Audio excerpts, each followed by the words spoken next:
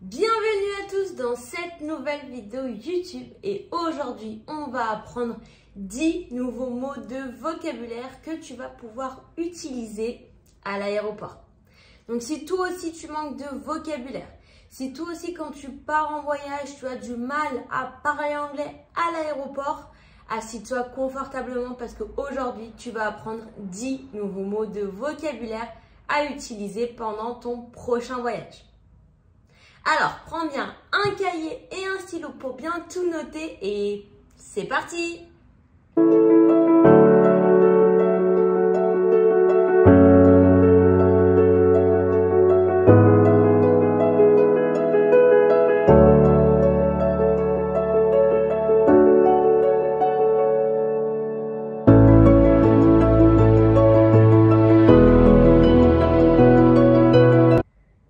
Le premier mot de cette vidéo, c'est finalement aéroport.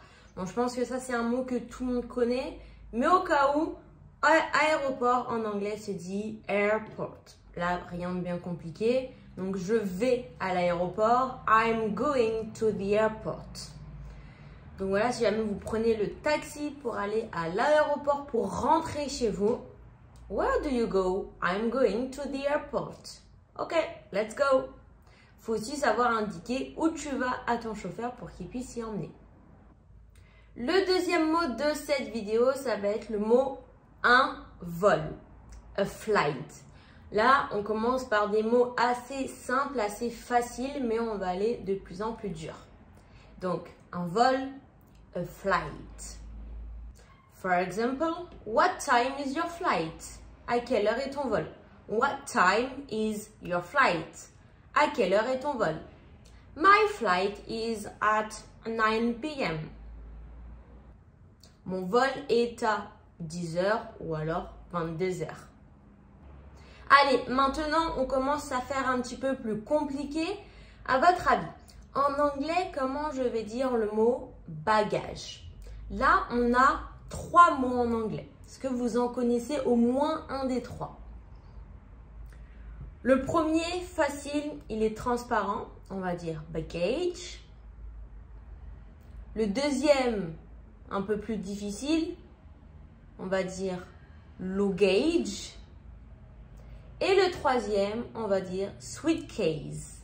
Donc les trois veulent dire la même chose, c'est le bagage, la valise.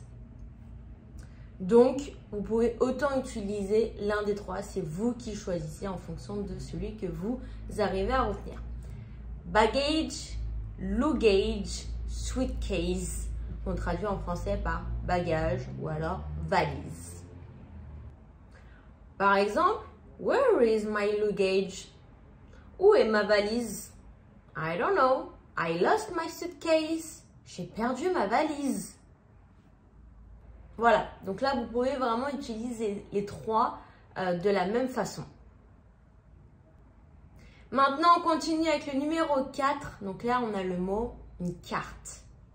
Donc attention, on ne dit pas carta, non. Ça, souvent, je l'entends. Mais non, una carta, it doesn't exist in English. So, how do you say une carte in English? Do you know it? So in English, we say a map, M-A-P, a map, tout simplement. Une carte, a map. So for example, do you have a map of the city? Est-ce que tu as une carte de la ville? Do you have a map of the city? A map, une carte. Maintenant, le numéro 5, un billet. À votre avis? Donc là, un billet parle d'un billet d'avion parce qu'on est dans le thème l'aéroport, mais que ce soit pour un billet de train, un billet de concert ou un billet de musée par exemple, c'est le même mot. Ou un billet d'avion, c'est le même mot. Alors, un billet, on ne dit pas a billet, non, on va dire a ticket. A ticket, un billet.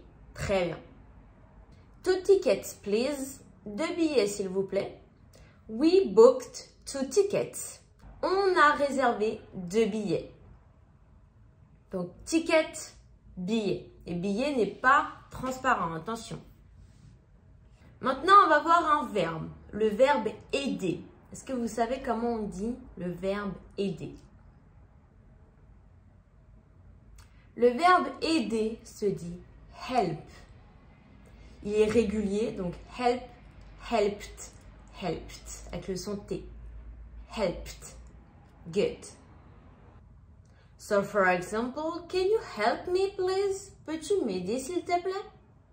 Of course, I can help you. Bien sûr, je peux t'aider. Donc, le verbe aider, help. Allez, maintenant, on va corser un petit peu plus la chose. Comment on dit le tourisme, les visites, voilà, faire un peu, alors, pas un touriste, hein, mais c'est plus dans le sens faire du tourisme, visiter comme un touriste. Il y a un mot précis pour dire ça en anglais. Est-ce que tu as une idée? Je te laisse quelques instants pour réfléchir. Faire le touriste, faire du tourisme, visiter. Non, une idée? Si tu as dit sightseeing, tu avais raison. Donc, sightseeing. Sight, la vue. Seeing, regarder. Donc, voilà.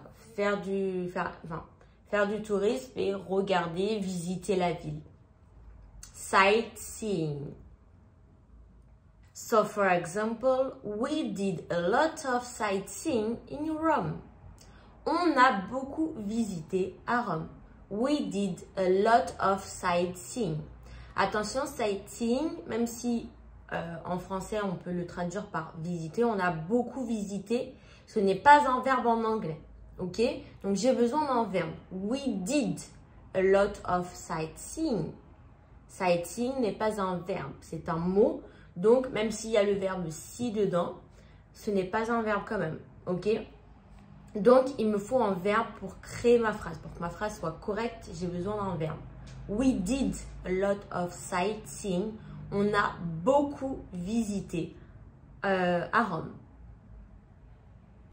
Allez, on continue maintenant avec le numéro 8, pardon. Comment on dit un monument célèbre ou un point de repère? Alors, à votre avis, un monument célèbre ou un point de repère. Donc attention, ne me traduisez pas mot à mot monument célèbre parce que le mot que je vais vous donner en anglais a les deux significations. Monument célèbre et point de repère. Donc, forcément, ça ne va pas être du mot à mot. À votre avis, comment on va dire ça? Si tu as dit landmark, tu avais raison. Donc, c'est bien landmark. Landmark. Donc, landmark, c'est un monument très connu ou alors un point de repère dans la ville. So, for example, the Eiffel Tower is a famous landmark. La Tour Eiffel est un monument connu. Ok, donc là, the Eiffel Tower is a famous landmark. C'est un monument très connu. Donc, the Eiffel Tower is a landmark. Donc, landmark, monument connu. Tu peux dire aussi a famous landmark. Donc maintenant, un deuxième exemple, mais avec cette fois-ci la traduction en français, un point de repère. So, for example, the church at the end of the street is a useful landmark for giving directions. Donc, l'église au bout de la rue est un bon point de repère pour donner des directions. Donc là, is a useful landmark, c'est un bon point de repère. Donc là, je vous ai fait deux exemples avec les deux traductions. Un monument connu et un point de repère.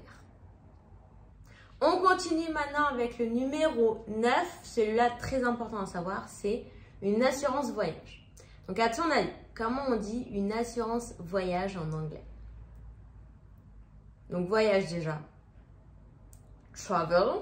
Donc, si tu as dit trip, c'est pas bon, c'est travel. Insurance. Insurance. Travel insurance. Très bien. Donc, une assurance voyage, travel insurance. So for example, do you have a travel insurance? As-tu une assurance voyage? You must have a travel insurance. Tu dois avoir une assurance voyage. C'est très important quand on voyage. Parfait. Et maintenant, le dernier mot, donc le numéro 10, le dernier mot de cette vidéo, c'est currency. Currency, c'est la monnaie ou la devise. Currency. Ça, c'est important aussi parce que forcément, quand tu voyages, quand tu changes de pays, du coup, tu changes de monnaie. So, you change your currency. So, for example, what's the local currency? Quelle est la monnaie locale? What's the local currency? Donc, currency, tu peux le traduire par monnaie ou devise.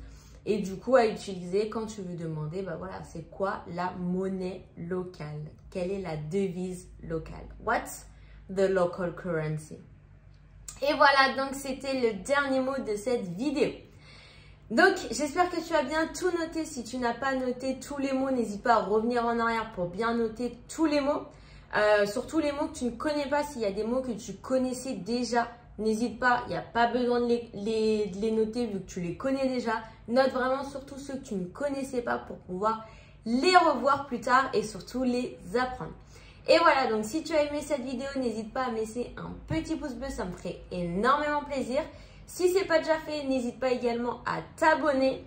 Et en attendant, on se retrouve la semaine prochaine pour la prochaine vidéo. Goodbye!